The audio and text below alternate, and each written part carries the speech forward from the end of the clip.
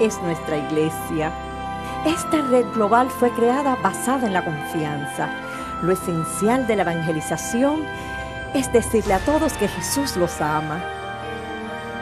Todos somos llamados a ser grandes santos. No debemos perder esa oportunidad.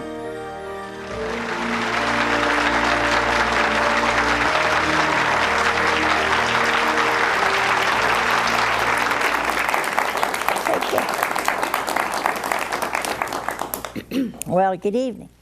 Buenas noches.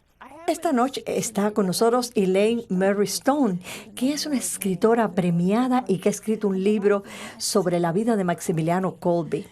Y sé que todos nosotros conocemos a Maximiliano Kolbe y sé que todos sabemos que dio su vida por la de su prójimo. Pero no creo que muchos de nosotros, a menos que hayan leído su vida, sepamos lo suficiente sobre él. Y una de las cosas que creo que todos nosotros queremos saber es qué es lo que hace un mártir. Todos nosotros luchamos por ser santos. Escucharán a muchos decir, ¿qué pasaría si tú fueras forzado a elegir entre un Dios pagano y el Señor? ¿Qué harías tú? Y a mí me sorprende que muchas personas digan, espero nunca tener que pasar por eso, yo no tengo esa gracia. En este momento no la tienen. Es como tratar de darle carne a un bebé. Él no la puede comer, pero denle unos 5 años y ya verán lo que hace.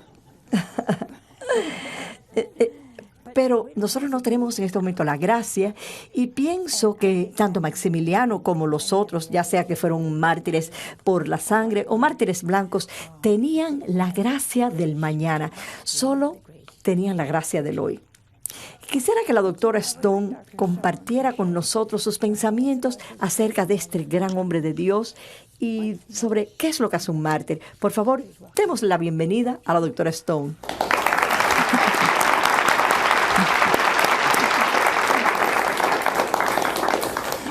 Saben, los santos no nacieron santos, al menos eso es lo que yo pienso. Siempre me desanimo un poco cuando escucho que el Padre Pío tuvo su primera experiencia mística a los 5 años de edad. Esto hace que se me salgan las medias de su lugar. O que Catalina de Siena tuvo su matrimonio místico a los 11 años con el Señor. Esto también hace que me sienta mal. Yo ni siquiera conocía a Dios a los 11 años. Sabía de Él, pero eso es muy diferente a realmente conocerlo. Y estoy segura que con el celo y el empuje que tenía Maximiliano Kolbe, no creo que él haya nacido santo. ¿Podría contarnos usted acerca del principio de su vida? Y espero que nos cuente también acerca de alguna de sus faltas, porque me gustaría muchísimo escuchar las faltas. Me refiero a que me descorazona un poco cuando usted habla de sus virtudes heroicas y sé que tuvo que tener faltas. Así que cuénteme algunas de esas faltas. Oh, lamento desilusionarla, madre. ¿No quisieran enterarse de ellas? Comencé el libro con sus faltas. Oh, sí. ¿Cuál de estos libros comienza con sus faltas? ¿Este? Comienza con sus faltas, le va a encantar. Cuénteme alguna. Antes que nada, él era de una familia pobre, tejedores. Su padre y su madre eran unos tejedores y acostumbraban a hacerlo en la casa. Su madre tuvo 3 hijos varones y todos vivían en una habitación. ¿Se imaginan a la madre y al padre y los 3 varones en una sola habitación? Oh, era difícil ser bueno. Él era muy inquieto y siempre estaba en problemas porque su madre era muy estricta y siempre lo estaba corrigiendo. Su madre le decía, no sé qué voy a hacer contigo. Al ser bautizado, se llamó Ramón antes de ordenarse como Maximiliano. Y le decía, Ramón, Ramón, ¿qué voy a hacer contigo? Un día muy molesto seguramente por haber sido castigado y se fue a la iglesia. Tan solo tenía 10 años de edad y aunque usted dijo que generalmente la gente no tiene ese tipo de cosas a esa edad, a los 10 años él se fue a la iglesia y estaba rezando delante del altar de Nuestra Señora y se le apareció con 2 coronas, una blanca y una roja. ¿Y qué edad tenía entonces? 10 años. Ya hizo que se me salieran las medias de su sitio otra vez. Sé que se ha desilusionado y siento haberlo hecho. Ella Ella le dijo, ¿cuál quieres tener, la roja del martirio o la blanca de la pureza? Y él le respondió que ambas.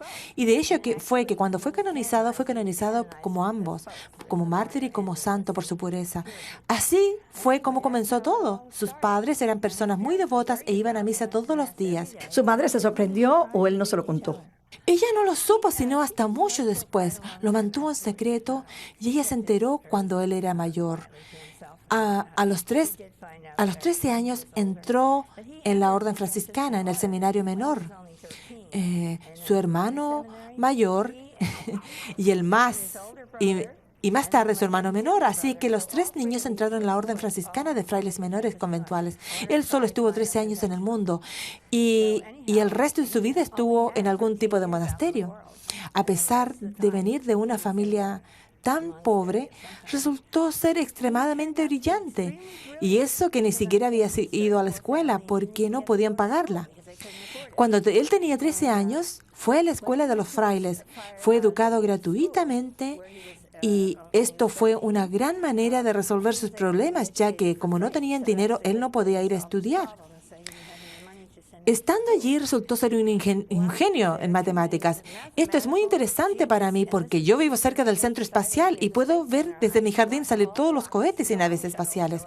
A los 16 años, él diseñó un cohete para ir a la Luna y todos pensaban que una mente tan brillante debería ser un ingeniero. Y él también lo pensó así. Casi dejó la orden, pero a último momento ingresó en el noviciado. Era tan inteligente que de Polonia lo enviaron a Roma. Allí obtuvo el doctorado en filosofía y teología.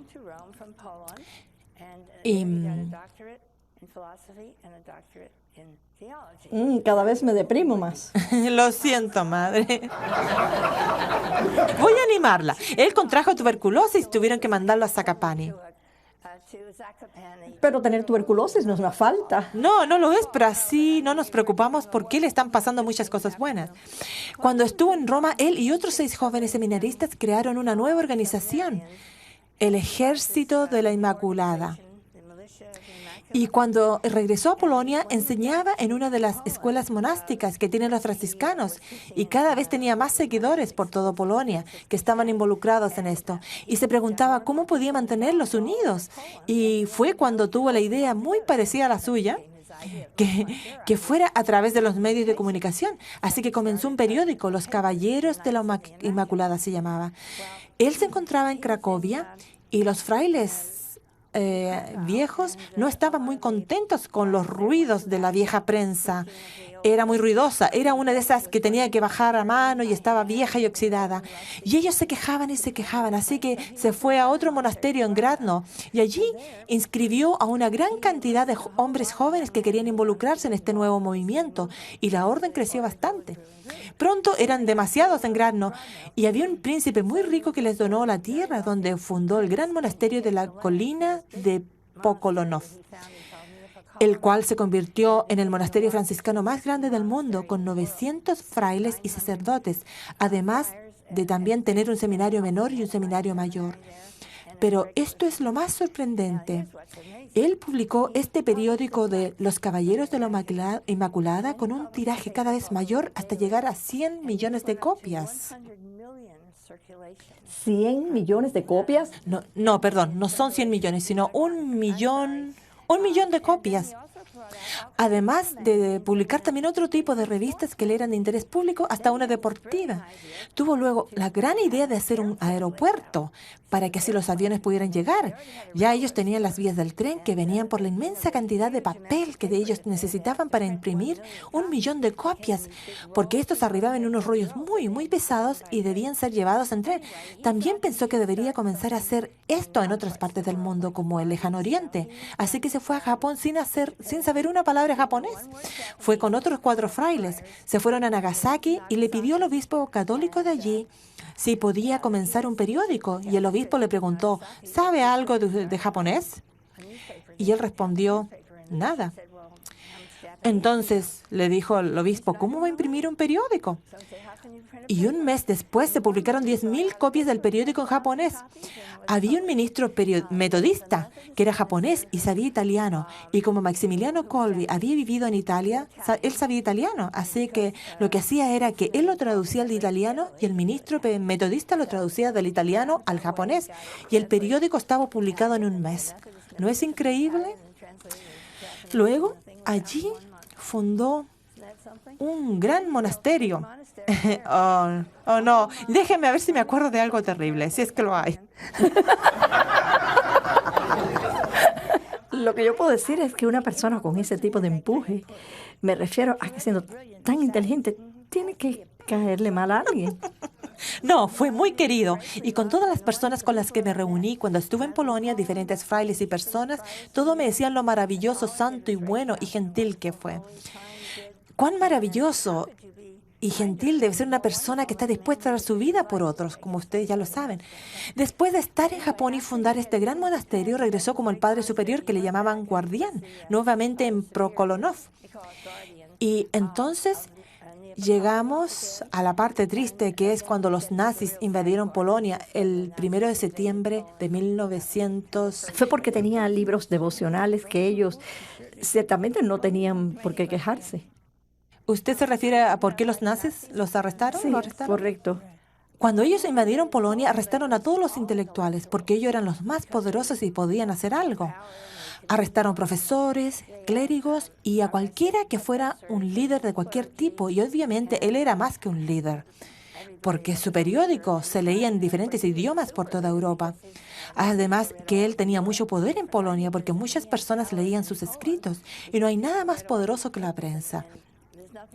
Algunos dicen que tenía planes de tener una estación de radio y le apuesto a que si él hubiera vivido más tiempo, La hubiera tenido. hubiera tenido una estación de televisión.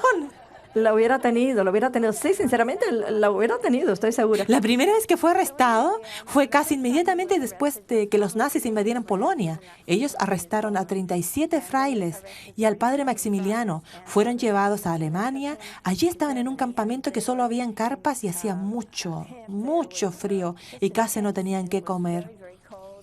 Ellos fueron liberados. ¿Adivine cuándo? El 8 de diciembre.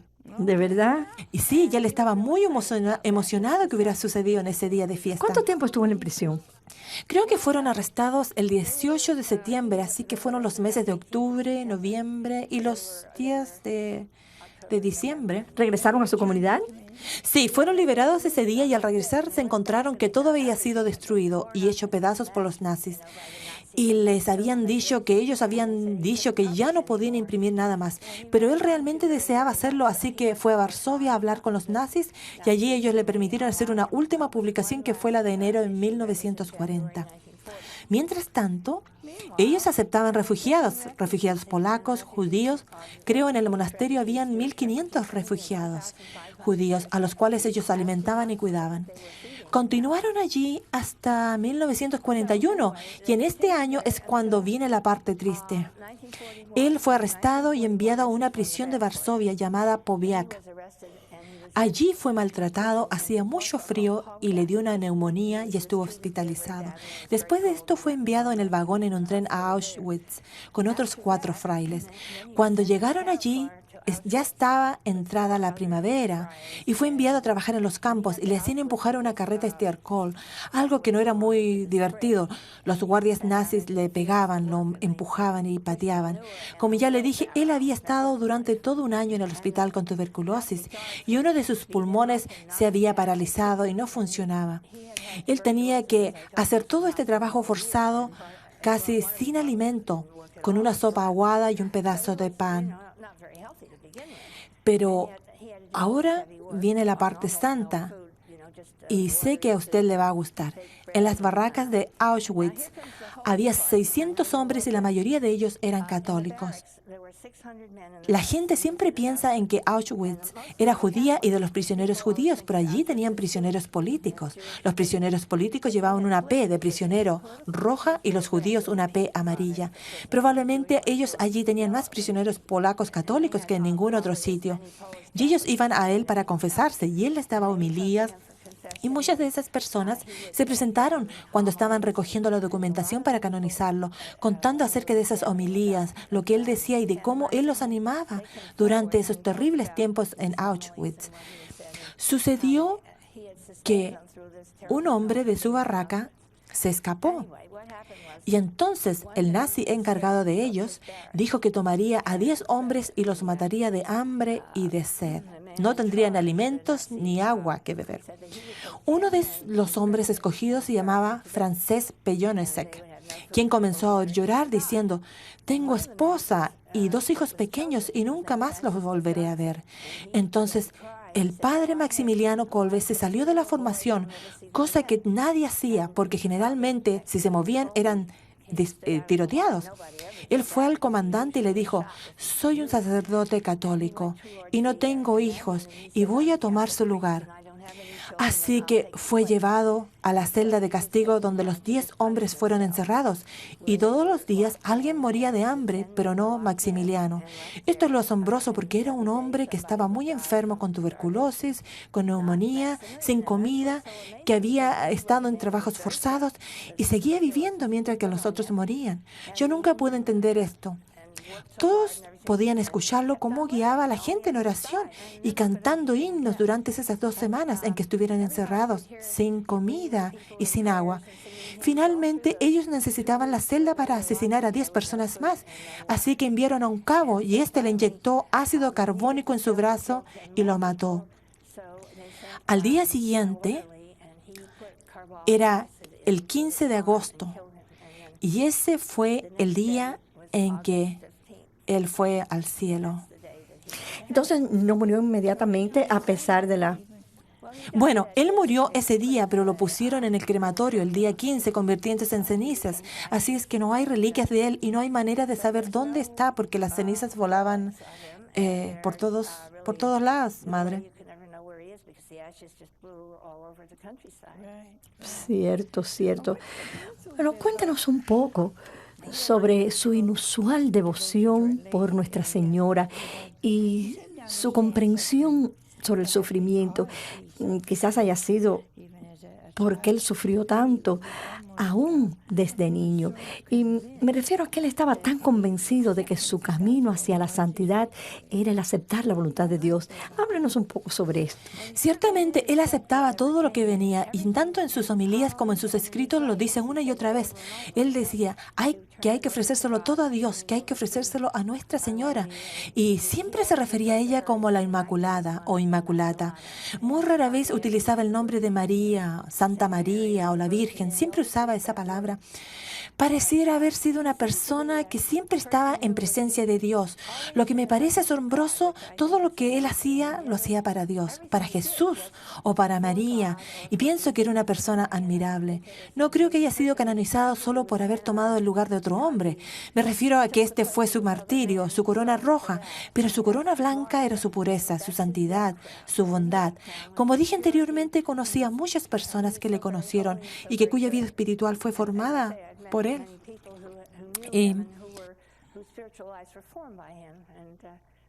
¿Ha visitado el lugar donde él murió?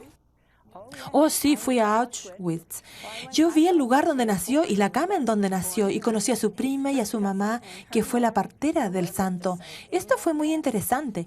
Luego fui a la iglesia de Piavianici, que fue donde tuvo la visión, la de las 2 coronas. Después fui a Częstochowa, donde él iba allí todos los años, y pensé que esto tendría mucho que ver con su interés por la Virgen María y con el inicio de los Caballeros de la Inmaculada. Toda su familia iba todos los años a ver a Nuestra Señora de Częstochowa, en Częstochowa. En Polonia es algo muy importante que toda la familia vaya en peregrinación y caminan durante semanas de una punta a otra de Polonia para llegar allí, y pienso que esto lo formó en muchas maneras. Entonces cuando fui a Auschwitz, quise ver la celda donde él murió. Fui con otras personas que lo habían conocido o que estaban muy involucrados con San Maximiliano Kolbe. Así que nos fuimos todos juntos. Llegamos a un edificio que es una especie de edificio de torturas. Uno debe bajar por una horrible escalera que tiene solo una bombilla de luz. En el sótano están las celdas y cada una de ellas tiene una puerta horrible. Y la puerta no tiene ventana ni nada semejante. Y la celda tiene una pequeña ventana en la parte superior. Él murió en la celda número 3. En la puerta tienen una rendija por la que uno puede mirar. El Papa ha estado allí muchas veces, aún antes de ser Papa, cuando era obispo, arzobispo y cardenal. Pero cuando fue, creo que en 1979, cuando él fue como Papa, puso una vela que continúa estando allí. Me imagino que es como un símbolo de que él fue allí, a ese lugar. Es un lugar muy lúgubre y pequeño. Y allí habían 10 hombres. ¿O 10? 10, sí, 10 fueron condenados y él tomó el lugar de uno. Y yo nunca había oído qué había pasado con los otros 9. Pero lo maravilloso, voy a seguir con la celda como usted me pidió, madre. En la celda había un pequeño balde. Este era el sanitario que tenían, y tengo entendido que por todos los libros que leí acerca de él, que los hombres estaban tan sedientos que bebían lo que estaba en ese balde. Esto es horrible. Muchos de ellos murieron al comienzo del castigo, pero él no moría. Él continuaba estando allí 2 semanas más tarde, ya sea de pie, orando o recostado contra la pared, sin nada de comer o beber, cosa que pienso que es increíble. Tenía que estar orando, si no, no lo hubiera resistido. Él oraba todo el tiempo y guiaba a las personas de las otras celdas, quienes también se unían a él. Como dije, en ese campo había muchos católicos polacos. ¿Y es verdad que él tuvo la oportunidad de irse, de haber salido de allí? Oh, sí, como su apellido era Kolbe, los nazis le dijeron, como el nombre es alemán, seguramente tienes sangre alemana y te ofrecemos la ciudadanía alemana si te vas a Alemania con nosotros. Su padre había sido un polaco patriota y había sido ahorcado durante la Primera Guerra Mundial. Así que él también era un polaco muy patriótico. Y dijo, no, yo soy un polaco, nací y moriré en Polonia, no iré a Alemania para ser su ciudadano. La razón por la que fue enviado a Auschwitz, yo no la sé, pero algunos libros dicen que es verdad y otros no, de que había un fraile enemistado. Así que tenga cuidado, madre.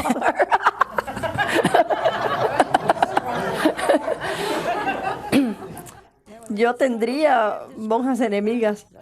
Así que quizás haya frailes enemigos, pero no monjas. Bueno, yo sigo esperando las faltas. Yo no creo que haya ninguna, siento desilusionarla. Bueno, no es una desilusión, sino que quisiera alegrarla. Este hombre había sido expulsado del monasterio por alguna razón, no dicen cuál. Así es que fue al gobierno nazi y les dijo que Maximiliano estaba haciendo cosas clandestinas, cosas que no eran ciertas. Pero aparentemente este hombre fue la razón para que lo arrestaran.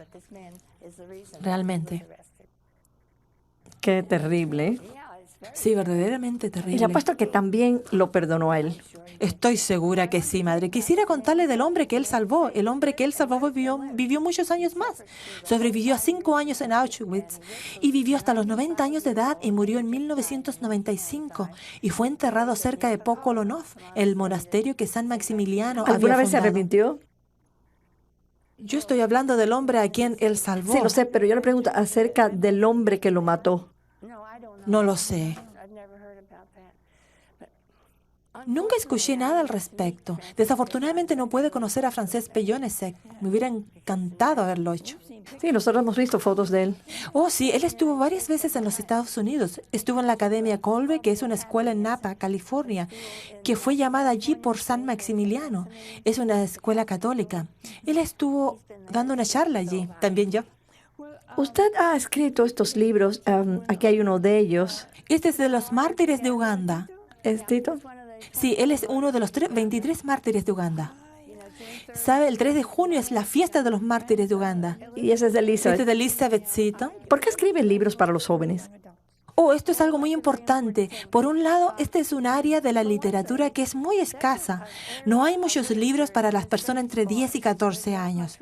Por el otro lado, la razón por la cual me gusta escribirles de los santos modernos, es que con frecuencia cuando los jóvenes piensan en los santos no lo acostumbran. Pero sí es que lo hacen, dirán, ellos vivieron hace muchos años y no me puedo relacionar con ellos.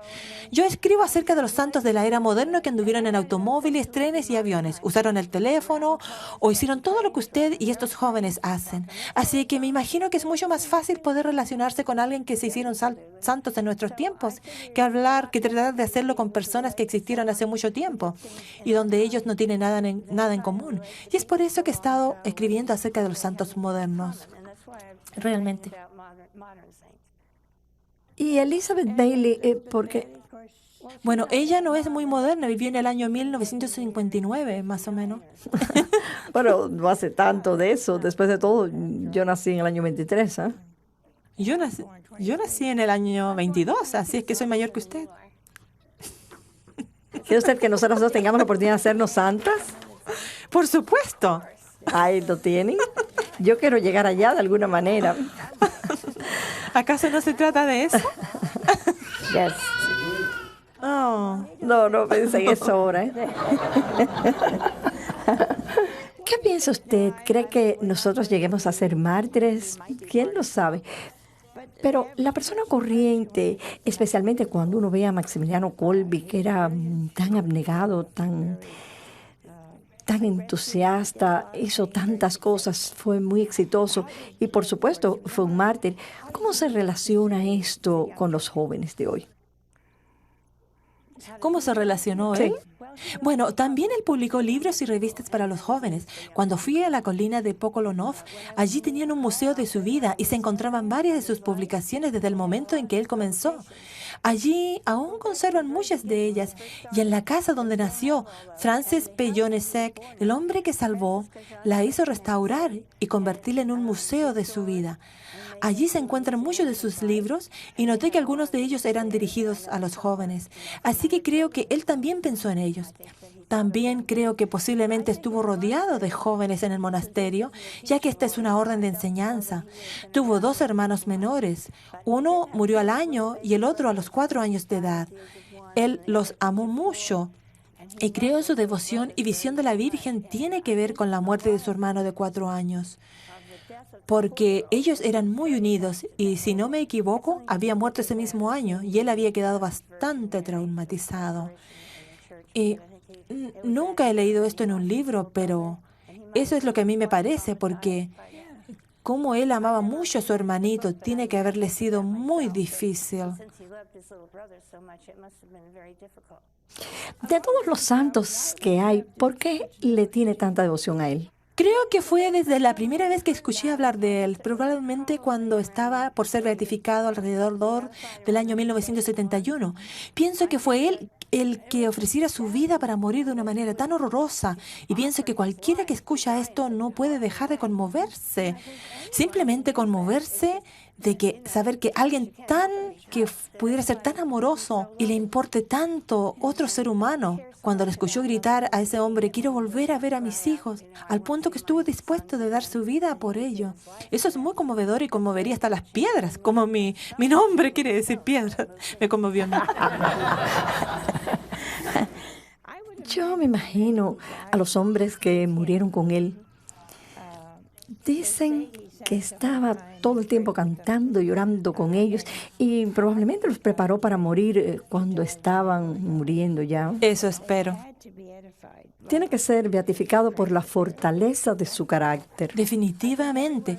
Creo que donde quiera que iba, la gente cambiaba y era movida por él. Le diré algo muy extraño. Cuando uno escribe un libro, lo lee y relee para corregirlo. Le envían el borrador, lo vuelven a leer y releer y lo corrige.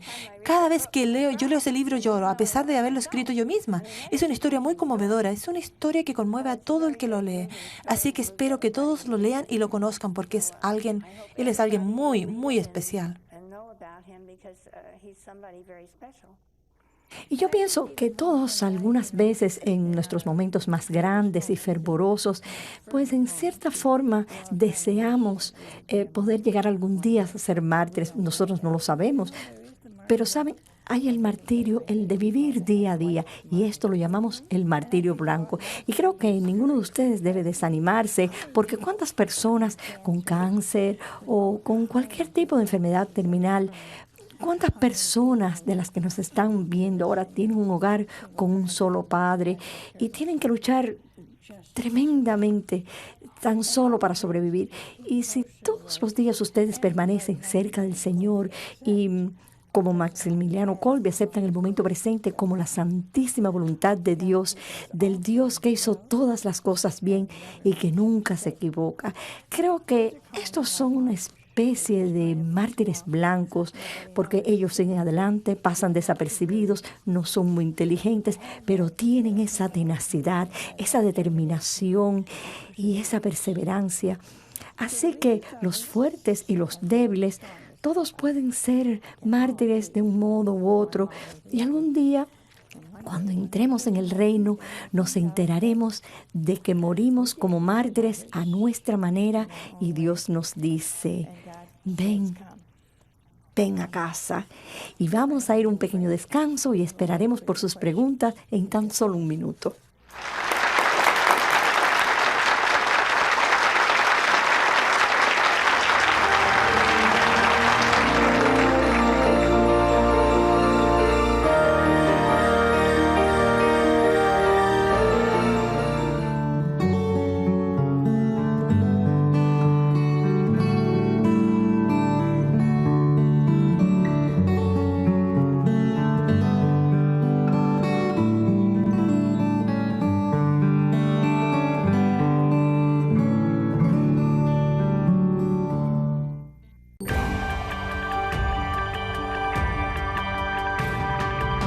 En nuestro siguiente programa hablamos del trabajo que realiza la Iglesia para el acercamiento y acompañamiento de las personas con distintas discapacidades, recordando que todos somos capacitados para el amor. ¿Por qué el sufrimiento sucede incluso a los mejores de nosotros? ¿Cómo puedo perdonar cuando mi ira está justificada? ¿Por qué es tan difícil ser bueno? La Madre Angélica nos da respuestas prácticas y sensatas a estas y muchas más preguntas en su libro clásico Madre Angélica, Respuestas, no promesas. Publicado por primera vez hace casi 30 años, el libro cuenta con un prefacio de Pepe Alonso. Este libro ofrece una visión única de la comprensión profunda de la Madre Angélica sobre la vida espiritual. Ordena tu copia hoy de Madre Angélica, Respuestas, no promesas, llamando al 1-205-795-5814. 1-205-795-5814.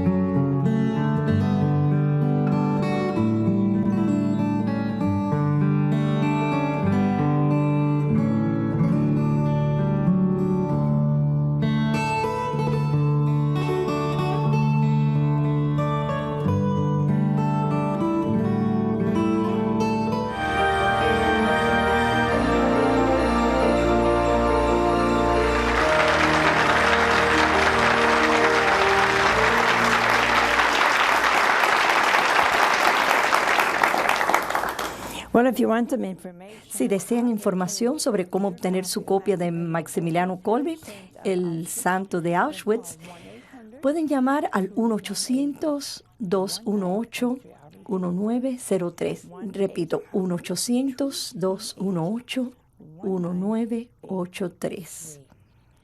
Y estamos hablando de Maximiliano Kolbe. ¿Cómo? Sí. ¿Qué dije? Oh, 1993. Qué horror. Bueno, pues simplemente tenemos que volver a leerlo. Ven, por eso es que me gustan los santos que cometen faltas.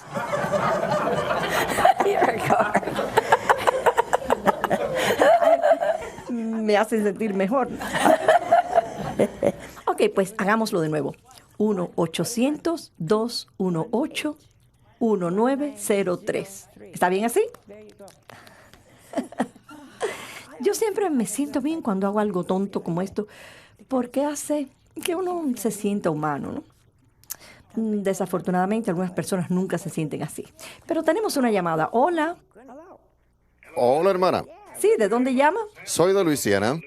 Maravilloso. ¿Y cuál es su pregunta? Tengo una pregunta para la doctora Stone. En algún lugar leí que Maximiliano Kolbe estuvo en Japón, creo que fue en 1937, que él fue el que dirigió la construcción de un monasterio en particular, que creo era el de Nagasaki, y este escapó de la devastación de la bomba atómica, y también mencionaba que creo que eran 7 los sacerdotes que estaban en esa congregación o monasterio en particular y que habían sido vigilados hasta los años 50 y que nunca habían mostrado rasgos de contaminación por la radiación. Me pregunto si ella ha leído esa historia porque yo solo pude obtener pequeños pedazos de ella a lo largo de todos estos años. ¿Es verdad eso? Yo no me he encontrado con nadie que haya investigado lo de la radiación, pero el lugar que había escogido San Maximiliano estaba en las montañas detrás de un área donde cuando la bomba explotó, las ondas de radiación no le llegaron y al monasterio no le pasó nada. Sin embargo, en Nagasaki, la gente estaba muriendo por la radiación y las quemaduras y todos los frailes fueron al pueblo para ayudarlos y cuidarlos y estuvieron en medio de la radiación y asombrosamente ellos continuaron viviendo por muchos años. Y cuando murieron, yo nunca escuché que fue debido a la contaminación de la radiación. Eso ya en sí es un milagro. Sí, lo es increíble. Su pregunta era si yo había investigado y no lo he hecho, pero sí sé que ellos fueron a Nagasaki y cuidaron de los enfermos. Lo normal hubiera sido que les hubiera afectado la radiación, ¿verdad? Sí, porque ellos estaban allí en medio de la radiación que seguramente permaneció allí durante años. Así que es interesante, yo nunca lo investigué, pero creo que sería algo interesante de hacer. Probablemente Maximiliano estuvo inspirado por el Señor para buscar... El lugar, sí. Sí, alabado sea Dios. Tenemos otra llamada. Hola. Hola, madre. ¿De dónde llama? Estoy llamando de Harrisburg, Pensilvania. Maravilloso. ¿Y cuál es su pregunta? Mi pregunta era similar a la persona que llamó anteriormente, pero también yo escuché que la hermana Faustina, San Maximiliano y el Santo Padre crecieron en la misma área en general de Polonia. Y quisiera que su invitada lo corroborara y lo importante que estas 3 figuras han sido para nuestros tiempos. Por favor, si me puede hacer llegar sus comentarios. ¿Es verdad eso? Bueno, Maximiliano creció cerca de Lodz, que es a unos 4 o 5 horas, o quizá 3 o 4 horas de donde nació el Papa. Y yo no sé en qué lugar nació la hermana Faustina, pero creo que los 3 fueron muy influenciados por los polacos. Los polacos son extremadamente devotos. Aún bajo el comunismo, continuaron practicando el catolicismo. Y en cuanto el comunismo cayó, ellos continuaron, solo que ahora con mayor fervor. Es un país muy devoto que me impresionó mucho. Creo que quizás esto tenga mucho que ver con que los 3 hayan venido de esta región, porque, como dije, es un país muy devoto. De hecho, mucho más que cualquier otro lugar en el que haya estado en Europa. Realmente no sé mucho acerca de la hermana Faustina para hacer un comentario sobre ello. ¿Y todavía existe en la comunidad esa en el Japón? Oh, sí. Hay casas por todos lados, pero la que está cerca de Pokolonov es la más grande. Yo estuve visitándolos y era una comunidad muy grande. No tan grande como cuando San Maximiliano estaba allí, pero creo que hay unos 300 o 400 frailes. Y hay una enorme basílica que fue construida después de que él muriera. Creo que fue en los años 50, donde hay un gran mosaico de San Maximiliano en la pared del lado izquierdo. Es como de unos 12 metros de altura. Es realmente maravilloso. ¿El mosaico tiene 12 metros de altura? Sí, es grande, maravilloso. Asombroso, realmente asombroso. Y tengo que comentarle algo, hermana. Afuera de Pokolonov hay una hermosa estatua de bronce que fuera hecha por Krystyna Szolska. Ella fue la que me llevó por toda Polonia y me presentara a todos los frailes, hermanas y todo lo demás. Allí estuvimos en Polonia. Mientras estuvimos en Polonia, ella hizo un busto de mí y lo tengo en Florida.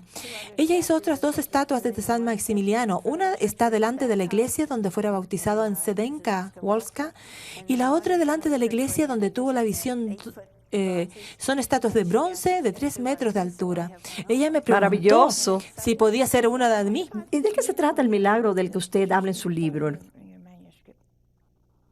El milagro de las 2 coronas, porque ya lo he mencionado. ¿No tuvo usted un milagro?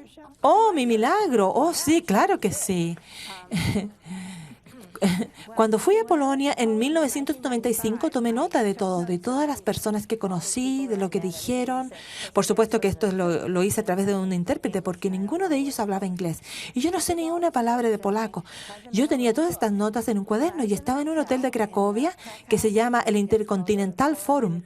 Es un hotel muy lujoso y en la noche un ladrón se metió en mi habitación mientras dormía y robó mi cartera. En ella tenía yo todas mis medicinas para el corazón, todas mis notas, mi dinero, mi tarjeta de crédito, todo. ¿Entró en su habitación? Sí, mientras dormía y se llevó todo, incluyendo mis notas. Este era mi último día en Polonia, así que me quedé sin notas. ¿Y tenía la puerta cerrada con llave? Sí, tuvo que haber sido un empleado que usó la llave maestra, porque yo había hecho que me subiera en mi cena y creo que probablemente fue el camarero que la trajo porque él vio dónde estaba la cartera. MX, allí sin notas y con el contrato por el libro ya firmado para escribirlo. Y un mes después en la Florida encontré en mi buzón todas mis notas. Así que creo que San Maximiliano lo hizo. ¿No le parece? Él me ayudó. ¿Y se quedaron con su dinero? Bueno, eso no era importante porque podía ir al banco y Para sacar mí es más. muy importante.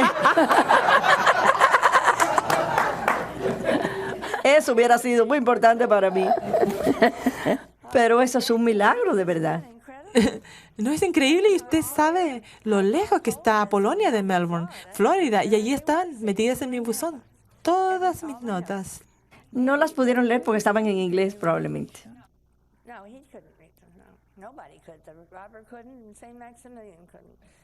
But anyhow, they were there, and I finished the book. So I think that's a pretty good miracle.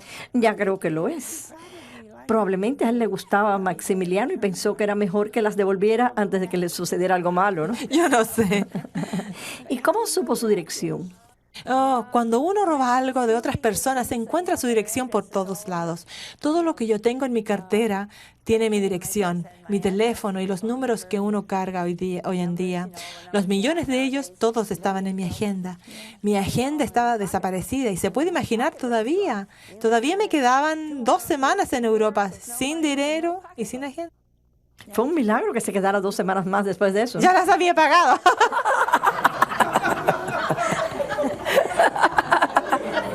Y cuénteme, ¿qué hizo 2 semanas sin dinero y sin agenda? Yo tenía una amiga que había ido conmigo. A ella le gusta pagar las cosas con su tarjeta de crédito para obtener millas. Entonces ella puso todo lo que yo compré en su tarjeta de crédito. Y cuando llegamos, yo le pagué y ella se quedó con todas las millas. Usted nunca lo ha hecho, ¿verdad? Puedo ver que no sabe de lo que le estoy hablando. Hay ciertas tarjetas de crédito que cuando uno paga con ellas, uno obtiene una milla por cada dólar. ¿Una milla por cada dólar? Sí, para volar. Así que todo el dinero que yo le cargué a su tarjeta de crédito le dieron millas. Probablemente ella está viendo el programa aquí. Así es que sabe de quién hablo. ¿Tiene alguna otra tarjeta de crédito como esa?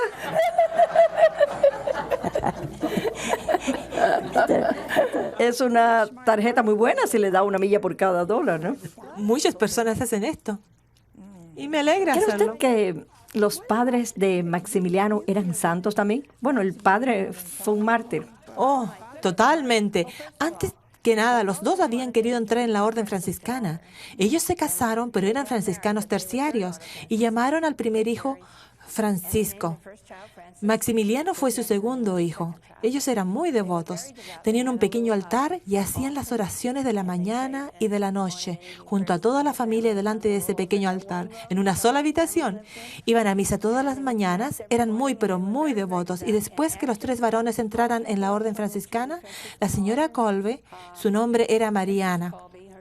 Ella entró en una orden como también su esposo entró en otra, pero él se fue. Ella creo que entró en una llamada Felicianas. ¿En las Felicianas, de verdad? Ella fue más como una externa, porque iba a hacer las compras, la puerta, pero vivió con ellas hasta que murió. Así que eran muy, muy devotos. No escuchamos mucho acerca del hermano, el que murió en Auschwitz, ¿ah? No. Pero el otro hermano, que también era de la orden de los frailes menores conventuales, dirigió Pokolonov mientras San Maximiliano estuvo en el Japón y también ayudaba en la impresión de los periódicos y revistas. Y si no hubiera muerto, quién sabe qué cosas maravillosas hubiera hecho. Pero en 1930 él sufrió una apendicitis y murió antes de que pudieran operarlo. Él era un hombre joven y no hizo nada más porque no estaba allí. Tenemos otra llamada. Hola. Hola. Hola, ¿De dónde llamas? soy Teresa de ¿Y Connecticut. cuál es su pregunta, Teresa? Antes que nada, quiero decirle, madre, que la quiero mucho y que si la pudiera ayudar económicamente, lo haría. Pero hago que otras personas lo hagan, así que estoy llevando su mensaje. Gracias. Aún mi abuela. Esta noche quisiera compartir con su invitada que mi hijo, que ahora tiene 16 años, cuando el año pasado hizo su confirmación, vino a mi habitación y me dijo, estaba pensando en un nombre para mi confirmación. ¿Qué te parece, Maximiliano? Yo le dije, ¿qué? Para mí, que nuestra juventud quiera tener un nombre de confirmación me parece bien. Me parece bien que sea Juan, Miguel, justo el que sea, Rosa, María, el que sea. Él se tomó el tiempo de ir a la computadora y usar el CD de la Biblia, el investigar a este hombre. Nosotros somos de descendencia polaca y alemana. He obtenido muchísima fe a través de mi hijo, sabiendo que el Señor obra a través de nosotros. Me parece asombroso. Como usted decía, ellos realmente lo van absorbiendo todo, ¿eh? Les gustan los mártires y quieren relacionarse con ellos. Creo que es maravilloso y estoy realmente contenta de que alguien de esa edad tenga el interés de buscarlo en la computadora. Y apuesto que si Maximiliano estuviera vivo, tendría las computadoras por todo el monasterio. Estoy segura de que las tendría y estaría luchando con el Internet. Yo estoy muy impresionada con sus puertas. Tienen todas esas puertas mágicas donde uno pone las tarjetas. Son muy modernas. ¿Nuestras puertas? Sí, Son maravillosas siempre y cuando no se le olvide a uno la tarjeta. es verdad. Si no, son $7.50 para obtener otra. Oh, sí, yo tengo a todos amenazados y les digo, abre esas puertas o te costará. Porque todas estas cosas modernas son maravillosas, pero cuestan. Sí, tiene sus contras. Mi hija estaba poniendo un nuevo libro que estoy escribiendo en su computadora y recientemente ella perdió 2 capítulos. ¿Ella qué? Perdió 2 capítulos en la computadora. Eso sucede con ¿Y frecuencia. a dónde se fueron? No sé, yo no tengo computadora. Yo soy una de esas personas anticuadas que escribe todo a mano y luego se lo doy a un profesional como mi hija o una amiga, quienes son muy buenas en las computadoras. Y ellas preparan el manuscrito para el editorial, porque yo no sé hacer todas esas cosas modernas. Quizás usted lo sabe, pero yo no. No, yo soy un desastre. Yo la miro y hace todo tipo de cosas Como rarísimas. desaparecer. Sí, todo desaparece. Me alegro haber nacido cuando lo hice porque no creo que hubiera podido vivir en esta época. Es demasiado complicado. ¿De qué estoy hablando? Sí, todo este lugar es complicadísimo. Lo es. Me refiero a que solo tiene que ver a todos esos equipos que nos rodean. Yo tengo personas que los hacen funcionar, personas que los instalan, personas que... Bueno, yo me di cuenta de que cuando uno sabe que uno es bruto, lo mejor es rodearse de personas inteligentes. Y de esa manera, pues, la gente no lo nota mucho. Ajá, pero tiene que crear lo que originó todo. ¿Sabe lo que admiro de Maximiliano? Que él nunca fue completamente saludable, ¿verdad? No. Él tan solo tenía 19 años cuando enfermó de tuberculosis. Era un caso muy malo. Tosía con sangre por todos lados y sus pulmones se paralizaron y tuvo que ir a las montañas. En esos días no tenían medicina, así es que lo que hacían es que se quedaban afuera respirando el aire puro de las montañas hasta que sanaran. Le llevó como un año y luego regresó, pero como a los 2 años le volvió de nuevo. Yo creo que al principio de este siglo muchas personas tenían tuberculosis. Uno ve sus vidas, por ejemplo, Santa Teresa de Ávila, ella estaba siempre enferma. Maximiliano, no Maximiliano, sino el Padre Pío. Pobrecito, ¿verdad? Él estaba constantemente enfermo. Un par de veces tuvo que dejar el monasterio, ir a su casa por un par de años. Y sin embargo, tenían algo del Señor que los mantenía siempre yendo hacia adelante. Una fuerte voluntad, madre, muy fuerte. Muy fuerte, muy fuerte. Pareciera que tenían algo que ya no tenemos hoy. Oh, yo no sé. Creo que ellos tenían esa determinación y ellos no tenían los medicamentos que tenemos nosotros. No, por supuesto que no había antibióticos. No había nada, pero yo creo que el Señor, hace un momento hablábamos de ese arzobispo que fue puesto en libertad y fue a Roma, y el cual murió recientemente. Durante 40 años vivió solo a pan y agua y trabajando bajo las peores circunstancias posibles, simplemente picando piedra. Y él no supo que había habido un concilio. Él no sabía nada, no se enteraba de nada. Y uno se pregunta, ¿cómo alguien puede vivir con 6 onzas de pan y agua? Y me refiero a que ellos tienen que tener algo especial por parte del Señor. Yo creo que es fuerza de voluntad. Algo que encuentro interesante es que en este siglo han habido más mártires cristianos que en ningún otro desde Cristo. Hay muchas personas que tienen que pensar en eso. Ellos van por allí viendo todos estos Walmart y Kmart y todos las están pasando bien y no piensan en todas estas personas que han sido asesinadas en este siglo por su fe. No quieren saberlo. Como en China.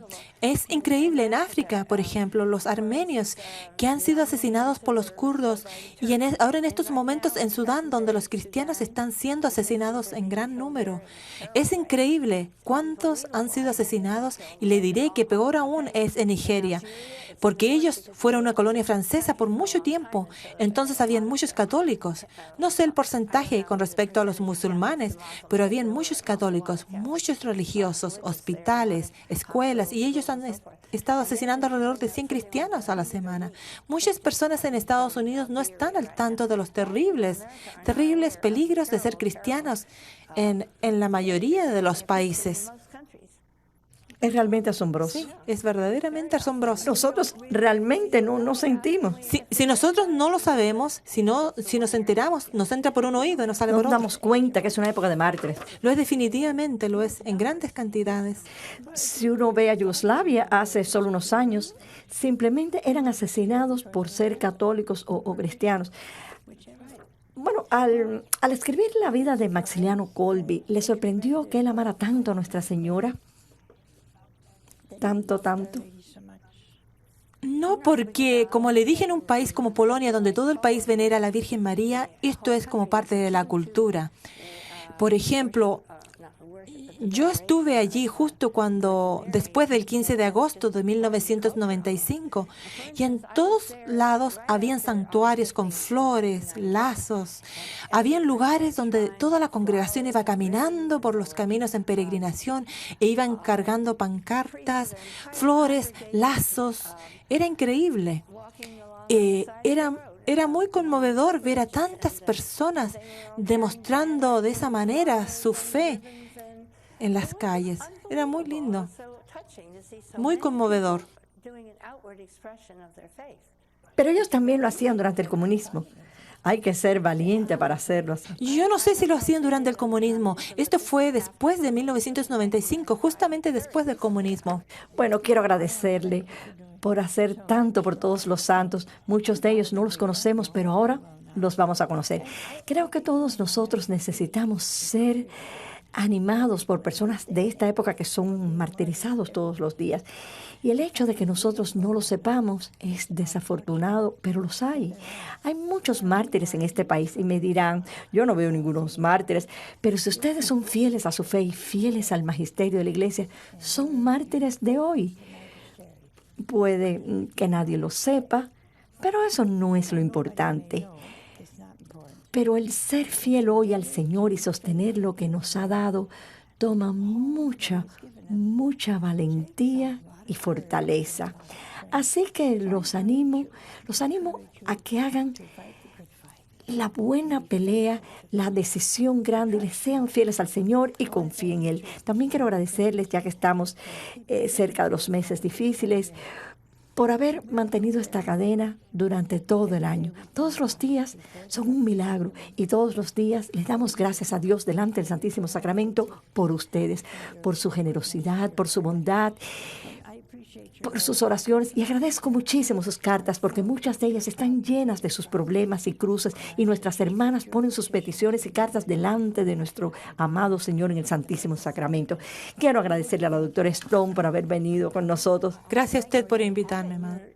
Y por los hermosos libros que ha escrito acerca de los santos de Dios. Creo que es algo que todos queremos ser.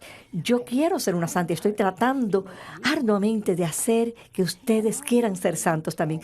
Y todos ustedes, los pecadores, ¿por qué no vienen a casa para la Navidad? ¡Qué pérdida de tiempo! ¿Saben? Ustedes también podrían ser santos. Y me dirán, ¿yo? Sí, de hecho, todo el cielo se regocijará si van a confesarse. ¿Por qué no hacen que el cielo se alegre? Es una gran idea, créanmelo. El Señor ha dicho, los ángeles del cielo se regocijan por un pecador que se arrepiente. Vayan y háganlo. Los amo. Hasta luego.